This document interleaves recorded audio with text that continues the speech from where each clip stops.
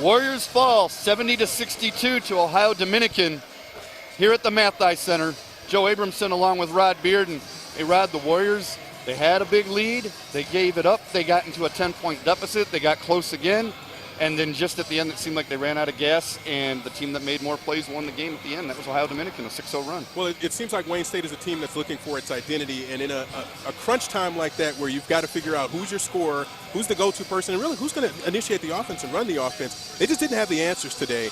And the more experienced team won, the better team won today, and down the stretch, this is a Wayne State team that's going to have to figure out some of those answers. Warriors led by as much as 10 in the first half, ended up with a 6-point lead at halftime. Let's take a look at some of those first half highlights.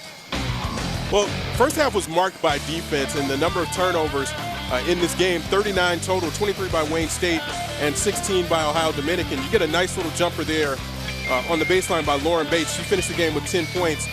Scherpenberg going inside. That's a nice one. Lindsey Blandford gets a jumper. She had 4 points in the game. Kristen Long finds Shannon Wilson. She had a huge game today, 25 points, 5 of 8 on threes, 5 rebounds in 38 minutes. She gave a little bit of everything. She didn't get much of a rest. Ashley Wilson, baseline jumper there. She never got going. That was Ashley's only bucket of the game. And then Kristen Long, we mentioned this earlier, hesitation move, a little tricky in her, and then gets that floater to go with the foul.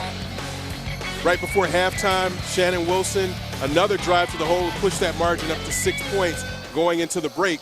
And you felt like at that point it was still in limbo, that they had a chance to extend that a little bit more, but Ohio Dominican was going to come out in that second half and give the biggest push that they had, and they did. They challenged Wayne State immediately going into that third quarter. Yeah, and they actually built a lead as big as 10 on their side before the Warriors came back, made it close, and then lost it at the end, but still a lot of energy by the Warriors, a lot of effort. Ohio Dominican just made more plays in the second half. Let's take a look at some of those second half highlights.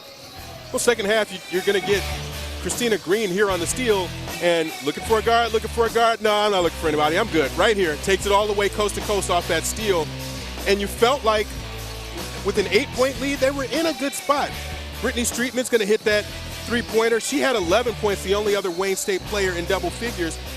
And then you're going to get Brooke Wallace with an elbow jumper there. And she had a nice contribution, 4 points.